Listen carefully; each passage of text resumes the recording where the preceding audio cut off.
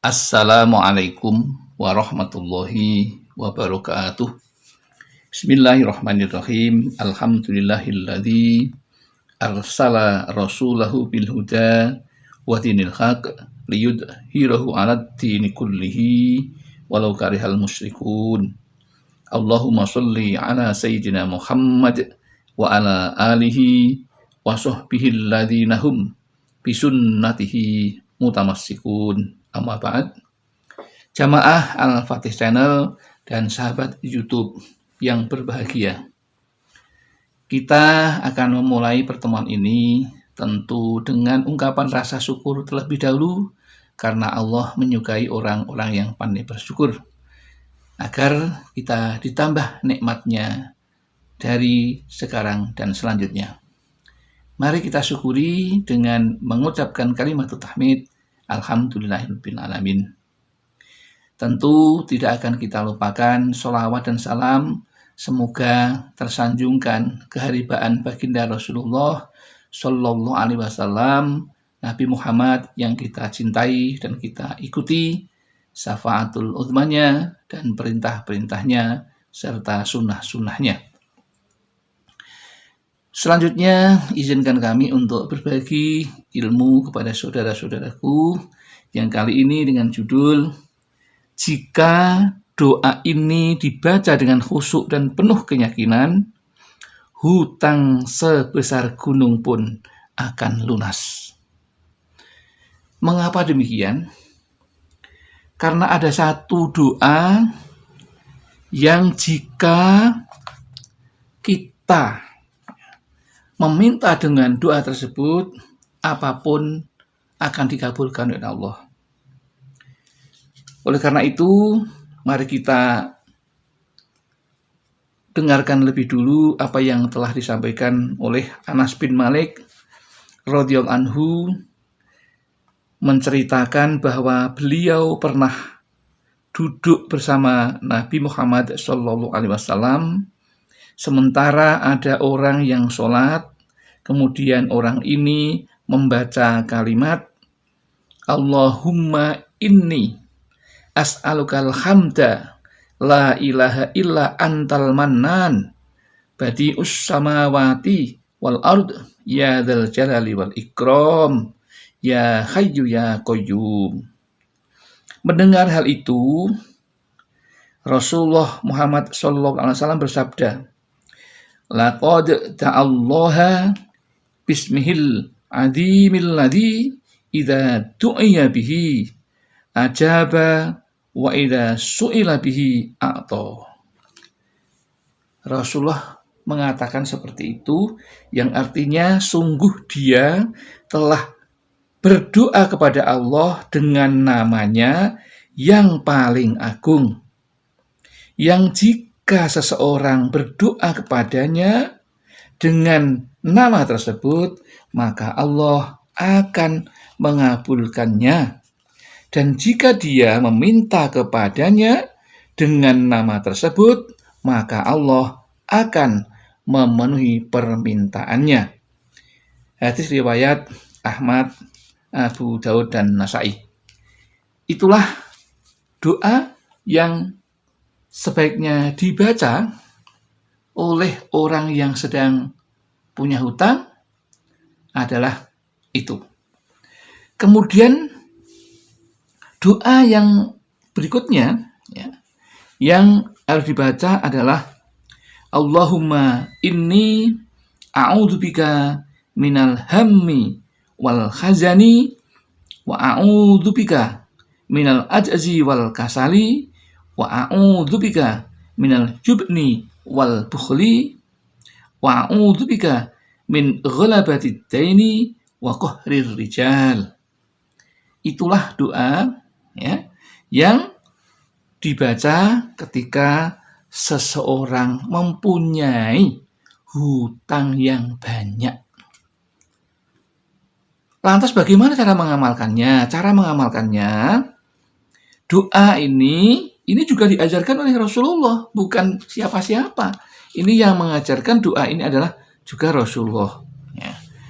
Mengapa demikian? Doa ini terdapat di dalam riwayat Abu Sa'id Al-Khudri bahwasanya Rasulullah Shallallahu Alaihi Wasallam ada seorang sahabat yang hidupnya sangat miskin dan melarat.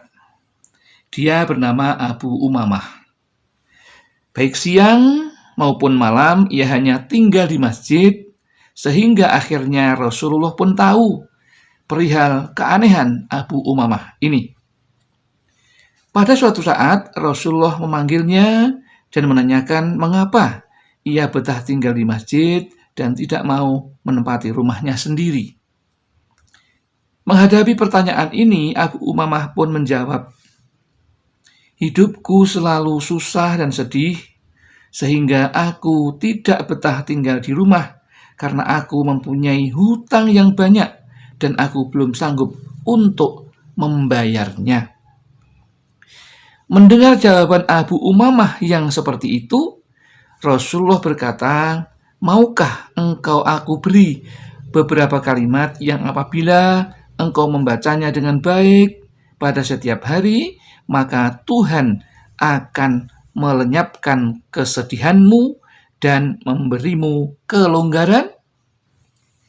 Kemudian Rasulullah pun mengajarkan doa seperti yang kami baca tadi.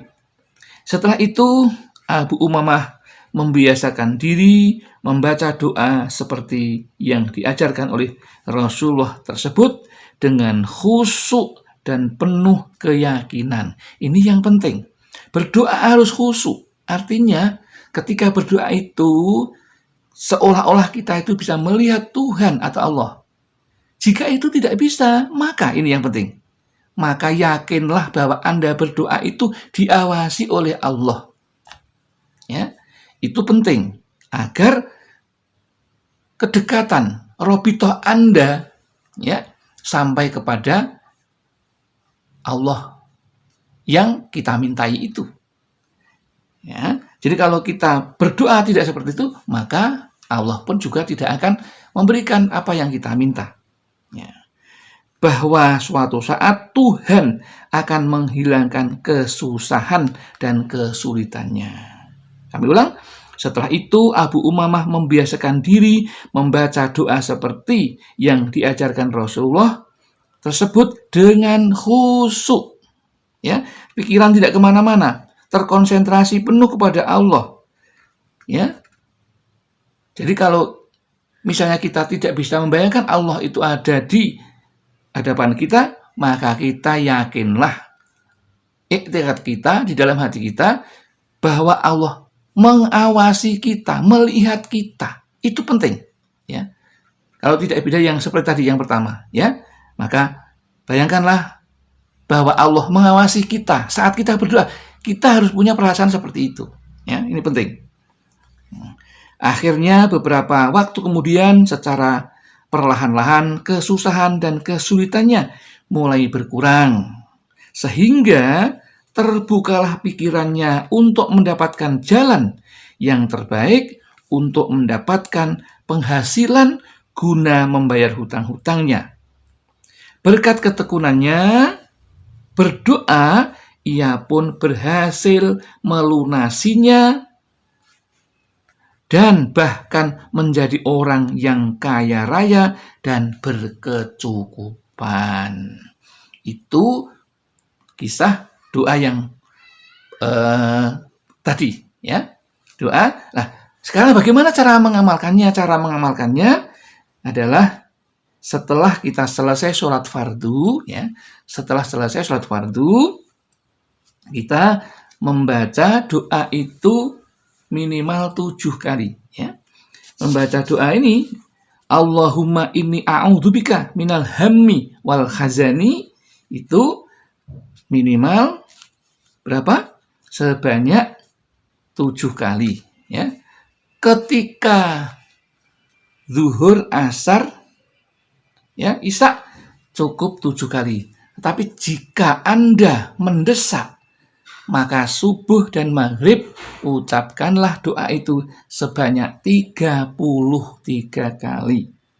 Setelah Anda melakukan itu, maka tutuplah dengan doa yang berbunyi Allahumma inni as'alukal hamda la ilaha illa antal mannan badi'us samawati wal ard ya dzal jalali wal ikram ya hayyu ya qayyum sebanyak 3 kali. Setelah itu barulah Anda meminta kepada Allah apa yang Anda hajatkan.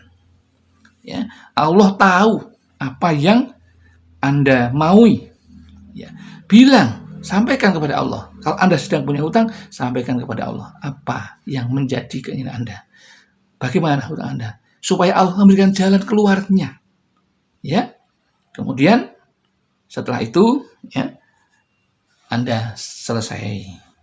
Kemudian yang pertama, setelah selesai berdoa, serahkan semuanya masalah yang Anda merasa sulit dan berat itu kepada Allah. Jangan Anda tanggung sendiri. Serahkan kepada Allah karena Allah yang memberi dan Allah nantinya akan memberikan jalan keluarnya. Itu penting, ya. Demikian yang dapat kami sampaikan. Mudah-mudahan ada manfaatnya. Barangkali ada kesalahan atau kekhilafan, kami mohon maaf yang setulus-tulusnya. Akhirul kalam, billahi taufiq wal hidayah wal inayah wal barakah. Wassalamualaikum warahmatullahi wabarakatuh.